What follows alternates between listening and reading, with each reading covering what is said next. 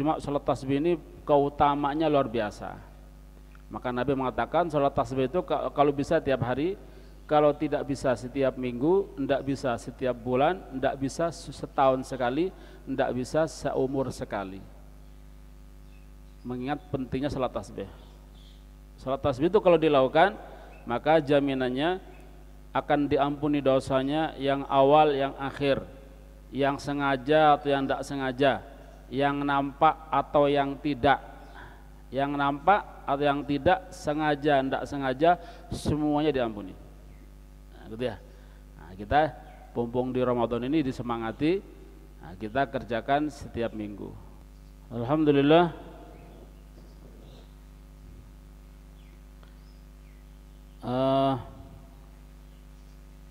Kita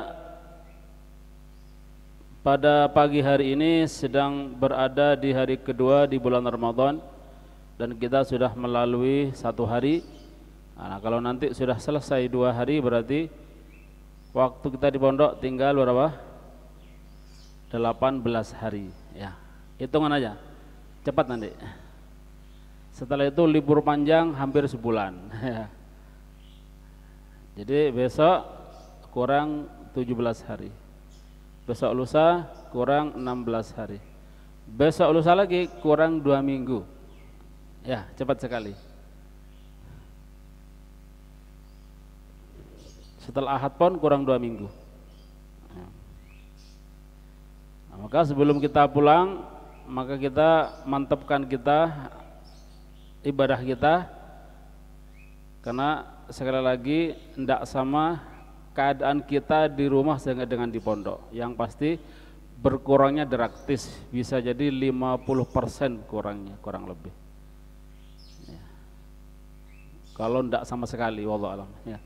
Tinggal poso itu tarawihnya, wallahu alam ya.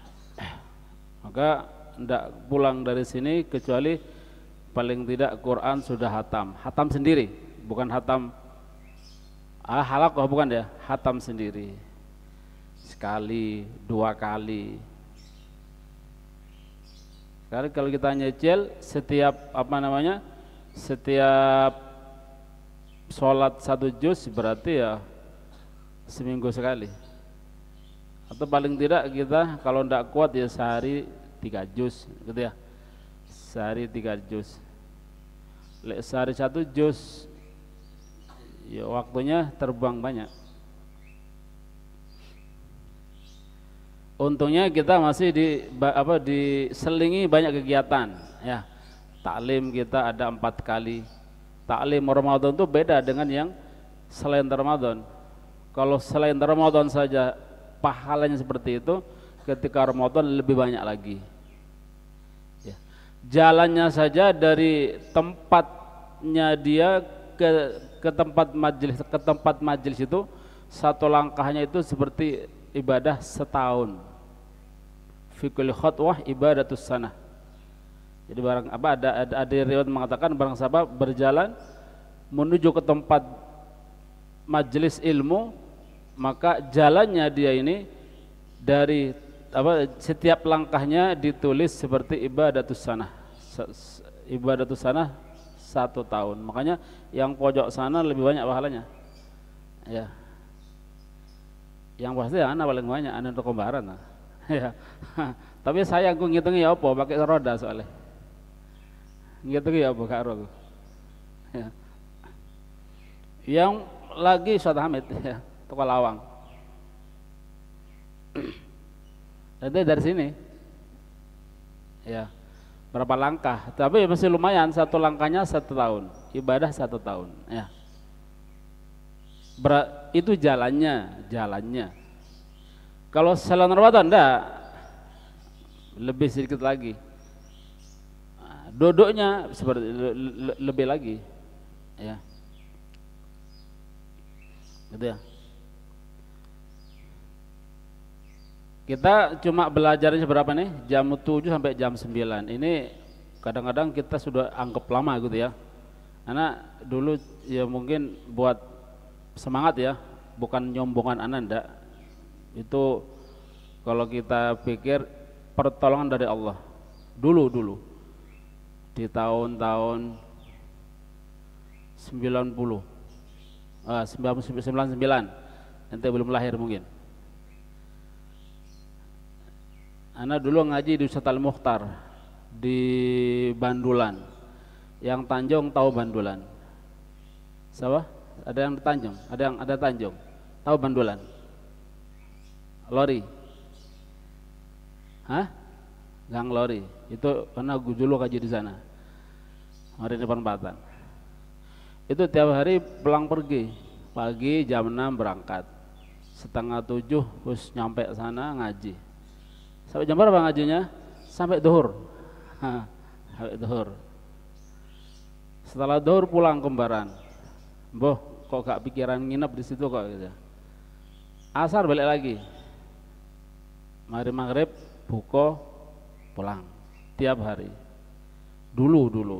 Sekarang enggak kuat. Jadi kalau antum cuma sampai jam 9, karena agak kaget tuh. Dulu kita pagi jam setengah 7 sampai duhur. Gurunya satu, Ustadz Al-Mukhtar namanya. Hebat orangnya. Diakoni muhibbin, betul orangnya, muhibbin, masya Allah. Ya, waktunya tuh ya belajar, ngajar, ya orang itu. Kalau tiap harinya jam 6 sampai jam 9 sampai jam 10 tiap hari. Tapi kalau untuk Ramadan itu jam setengah 7 sampai duhur. Ya tidak duhur lah, kiroah meh tarhem itu baru selesai. Khusus Ramadan. Jadi kalau Ramadan itu memang dibuat khusus ibadah sudah. Ya. Setelah itu nanti jam 4 sampai maghrib, setengah 4, jam 4 setengah 4-an ya. Baca sholawat dulu, sholawat kawakib setengah jam itu semuanya. Setelah itu lanjut taklim sampai maghrib. Dulu khususul ummatil Muhammadiyah itu satu tebel itu khatam 1 bulan ya. Ya, jadi memang bukan suatu yang istimewa kalau kita memforsilkan waktu kita ibadah di mana di Ramadan, apalagi belajar, itu bukan suatu hal yang wah, enggak. Itu suatu yang biasa. Bahkan yang di luar lebih luar biasa, gitu ya. Nah, jadi kita waduh kok enggak, itu sedikit ya, sedikit. Karena bahkan di luar kadang-kadang ada yang sampai dohor, setelah dohor ngaji lagi. Pokoknya istirahatnya paling 1 jam, ngelur sunnah awak, sholat, taklim lagi begitu. Jadi Ramadan itu sudah banyak kitab yang dihatamkan. Tapi kita tidak seperti itu, kita agak nyantai, ya pokoknya sudah ada. Empat ini sudah luar biasa lah gitu ya, menurut kita. Nanti kita jam 9 istirahat, buat terserah buat apa. Nanti asar baru ada lagi. Ya. Tapi insya Allah ini sudah luar biasa lah daripada tiba kita di Omah. Nah nanti isyaknya itu kita tarawih seperti biasanya. Setelah itu ada taklim ya. Saya ingat lagi, setiap malam Jum'ah dulu ada sholat tasbih kan ya. Ada tasbih. Dulu Jumat, sekarang diganti malam Jumat ya. Nanti berarti besok malam. Besok malam rohah atau taklimnya setelah isya itu diganti dengan sholat tasbih. Panjang memang. Cuma sholat tasbih ini keutamanya luar biasa. Maka Nabi mengatakan sholat tasbih itu kalau bisa tiap hari, kalau tidak bisa setiap minggu, tidak bisa setiap bulan, tidak bisa setahun sekali, tidak bisa seumur sekali. Mengingat pentingnya sholat tasbih. Sholat tasbih itu kalau dilakukan, maka jaminannya akan diampuni dosanya yang awal, yang akhir, yang sengaja atau yang tidak sengaja, yang nampak atau yang tidak, yang nampak atau yang tidak, sengaja, tidak sengaja, semuanya diampuni. Nah, gitu ya.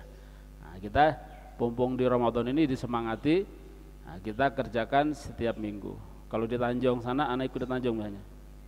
Tapi insya Allah nanti tak usahakan ikut di sini juga. Ya. Anak ikut di Tanjung sama Nabi Muhammad tiap Jumat sore setelah maghrib ada sholat tasbih.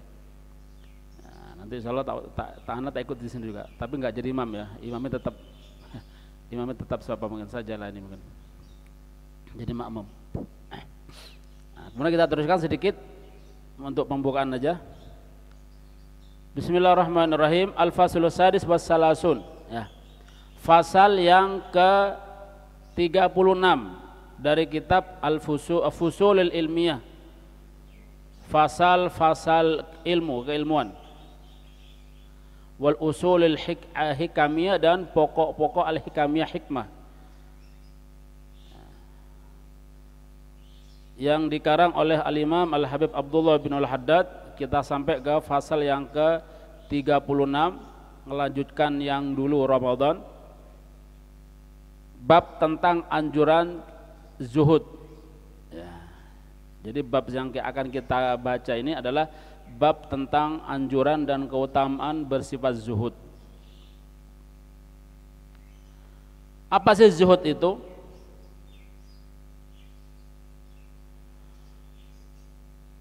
Zuhud itu lawan dari kata ar-raghbah. Kalau raghbah itu berkeinginan, serakah, sangat berkeinginan. Kalau zuhud itu kebalikannya, tidak begitu, nggak ingin gitu ya. Pokoknya ono gitu ya. Nah ini sebagai apa tadi? Kita dianjurkan untuk kalau zuhud masalah dunia. Kita dianjurkan kalau masalah dunia itu dilatih untuk sama sekali tidak menginginkan dunia. Boleh kita punya tapi jangan sampai kita ada keinginan untuk memilikinya. Nah, gitu ya. Makanya doa-doanya orang-orang aulia, orang-orang salaf itu, mereka ini doanya kalau untuk urusan dunia, Allahumma ja'alid dunya fi aidina wala taj'alha fi qulubina. Apa artinya? Ya Allah, janganlah engkau menjadikan dunia itu di hati-hati kami, maksudnya dicintai, diingini. Tetapi wala taj'alha fi qulubina, dan janganlah engkau jadikan ya Allah dunia itu di hati-hati kami. Jadi dunia cukup hanya ada di tangan saja. Boleh kita memiliki. Lah, para aulia, ulama-ulama yang masyaallah itu mereka ini kelihatannya kaya memang ya, kaya. Kalau kita lihat Habib Fulan gitu ya. Kita ada satu contoh lah, kalau yang sekarang ini banyak, kalau kita ceritakan tentang ulama itu banyak. Kita untuk jadikan motivasi itu banyak. Para ulama ya, orang-orang ahli ilmu. Orang ahli ilmu itu kalau ilmunya barokah, itu dunia itu gampang ke dia. Malah dunia suka kepada mereka. Dikejar memang mereka dunia. Cuman mereka tidak suka dunia. Sehingga dunia itu kalau tidak disukai tambah ngejar. Nah, gitu. Itu sifatnya dunia. Kalau dikejar tambah lari. Apa ya? Bib Salim Syatiri, apa lagi? Banyak. Bib Salim Syatiri, apa lagi? Nah, dapat cerita, kemana cerita pas haulnya siapa? Haulnya Bib Salim Syatiri ada cerita dari banyak, ada Habib Jalani itu banyak sering cerita. Saking zuhudnya ke dunia itu sampai ngejar. Uang itu kalau kita kan paling dompet kecil isinya 1 lembar 2 lembar ratusan kalau ada. Kadang-kadang ya roto ijo titik 20 ribuan. Kadang-kadang sing bentukannya pegang parang sewuan. Sing senyum jarang. Lah ini ini Habib Salim itu ada punya tas itu koper ya banyak. Itu isinya uang. Uang dari mana Allah alam. Tapi uang ini enggak dimiliki beliau. Bahkan beliau ini katanya untuk makan keluarganya masih hutang. Tapi uangnya banyak. Bayangkan ya. Jadi keluarganya ini kayak keperluan tiap hari itu utang. Jadi ada khodamnya itu tanya, piro utangnya nang Pak tukang sayur itu, gitu. Nanti dibayar. Dia usaha sendiri. Ya. Tapi uang sak tas ini Kalau kita enggak kan, uang sak tas ya kayak nutupi bayar-bayar itu. Untuk apa nih? Untuk umat, untuk santrinya. Kadang didum-dum, kadang sehari satu tas habis, besok ada lagi, begitu. Ini cerita real, bukan cerita buat-buatan, memang kenyataan. Suatu saat ada orang minta ijazah, ya Habib tolong berikan ijazah wirid sing kira-kira iso kaya antum. Enggak usah ijazah kata. Ente pingin seperti ini. Pingin tas yang sakti isinya koper ini, apa? Koper isinya uang kutu uang ewan ya, uang apa namanya? Uang ratusan ribu kalau uang kita. Caranya cuma satu. Kapan ente di hati ente ada tidak suka kepada isinya ini, maka ente bakal dikejar ini. Ya. Kayak apa ya? Teorinya kalau ente kata besar ya, ente kapan nanti suatu saat ente sudah tidak suka kepada isinya ini, maka ente bakal dikejar. Berarti Habib Salim tidak suka berarti ya. Ya, sampai tukang sayur yang biasa diutangi itu sampai dia merasa heran. Ya oh Habib Salim ini utangnya akeh sini. Gak penting ngereken utang dia. Padahal uangnya akeh. Kata Habib Jalani ya. Akhirnya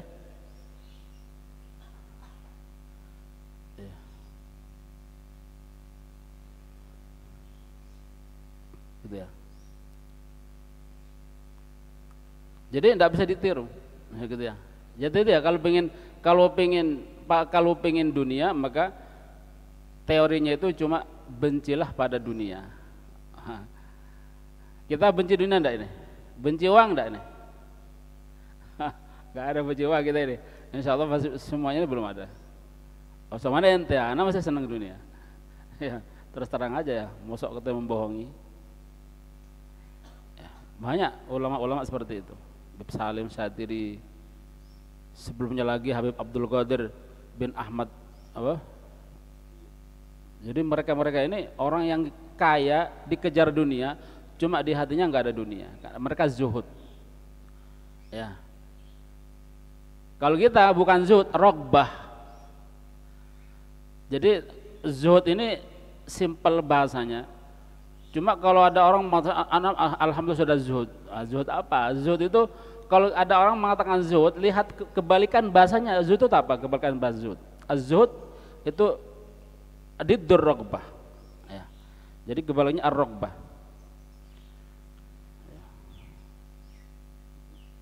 Oh ya, gampang kan? Ya. Nah, makanya kita ini kadang-kadang orang sulit cari dunia ya karena saat itu mereka ini mencintainya tuh ya.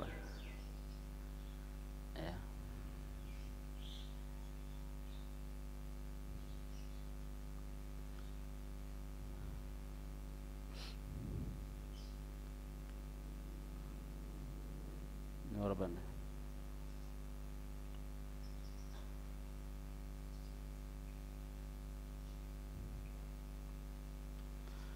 Didd ar-raghbah wal hirs ala dunia. Hirs itu serakah, gitu ya. Serakah terhadap dunia. Oh ya. Az-zuhud itu didd ar-raghbah wal hirs ala dunia.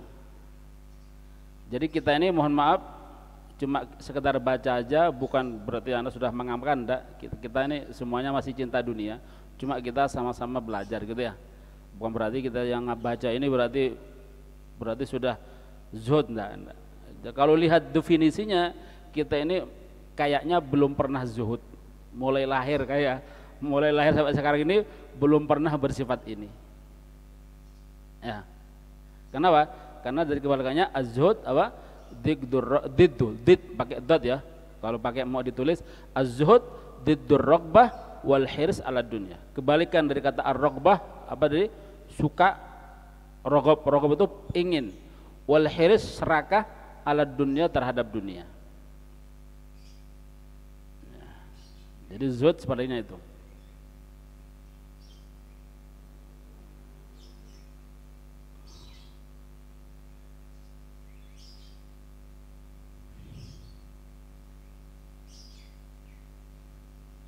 Ada juga yang mengatakan, mendefinisikan, mengartikan zuhud, az-zuhud adalah an-nadhar ila dunya bi'ainiz zawal. Az-zuhud huwa an-nadhar ila dunya bi'ainiz zawal. Zuhud itu adalah an-nadhar, melihat, memandang pada dunia, bi'ainiz zawal, dengan pandangan zawal. Zawal ini turun, dengan pandangan rendah. Dunia. Halah. Nah, ini mungkin masih ada, kemungkinan masih ada. Kita mungkin ya kehilangan uang 1.000, halas. Tapi kadang-kadang ya rotok panas dingin ya di hati ya, terang, sang gitu ya. Bulu romanya agak berdiri. Hilang tuh 1.000 goleki kayak sak pondok kayak di suudoni kabeh. Kadang-kadang udah jauh iki. 1.000. Ya. Ya itu manusiawi seperti itu. Enggak disalahkan, memang awal kita ini seperti itu. Nah, itu nanti bisa diobati, dilatih dengan lama kelamaan disadarkan dirinya. Gampang wis. Nah, begitu. Tapi kalau orang-orang yang zuhud, ojo mana hilang 1.000, hilang semua dunia itu hilang, enggak susah. Terserah, bukan milik saya. Anak pun juga enggak suka. Gak pengen mati. Engkau gak punya uang, dunia mati nanti. Mati apa? Sing punya gitu ya, bagi mereka, kalau kita enggak. Nah, itu ya. An-nadhar ila dunya bi'ainiz zawal. Itu definisi lainnya. Kemudian juga dikatakan oleh Al-Imam Sufyan As-Sawri mengatakan az-zuhd fid dunya qasrul amal. Ini juga kemungkinan bisa kita anukan ini. Az-zuhd fid dunya qasrul amal. Zuhud di dunia itu adalah qasrul amal. Apa qasr itu? Pendek angan-angan, tidak memperpanjang angan-angan. Ini juga masih dikatakan zuhud. Ya.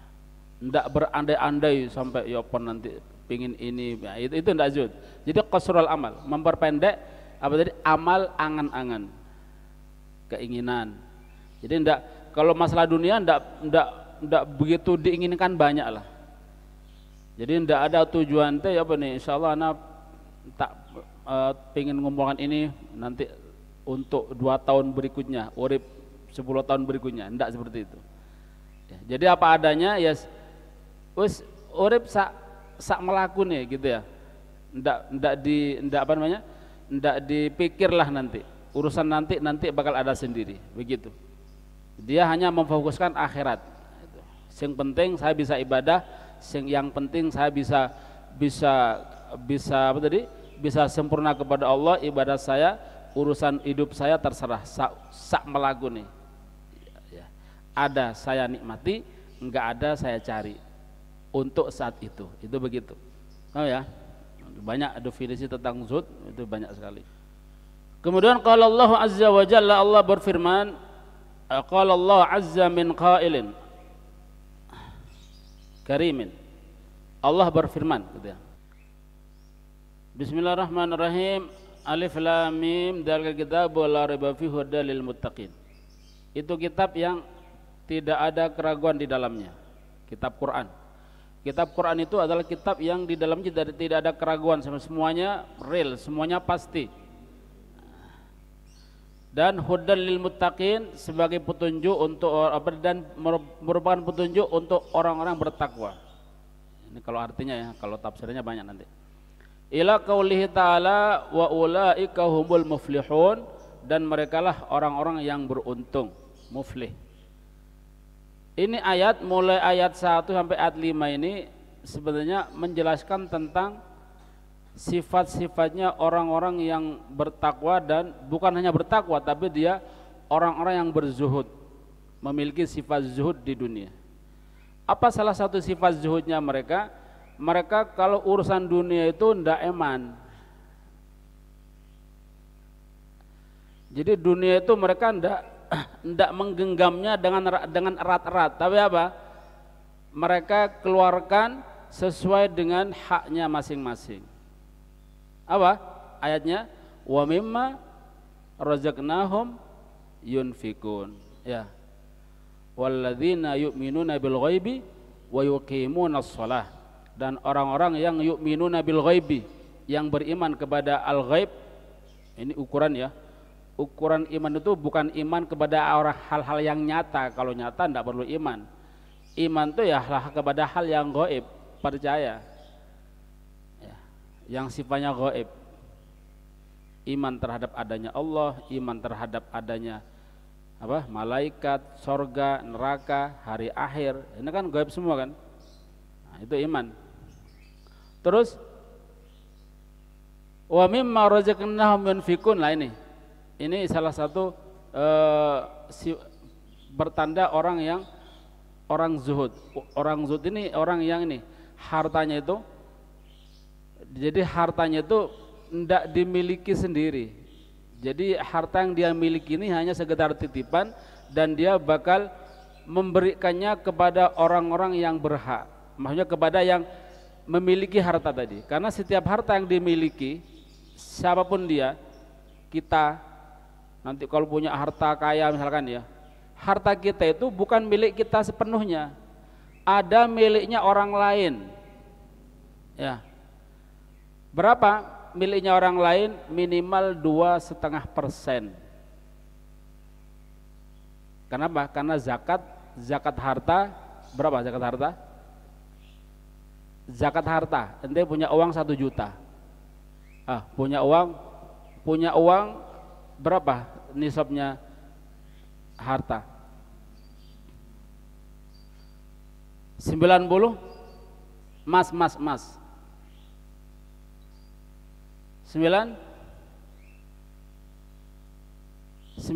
gram.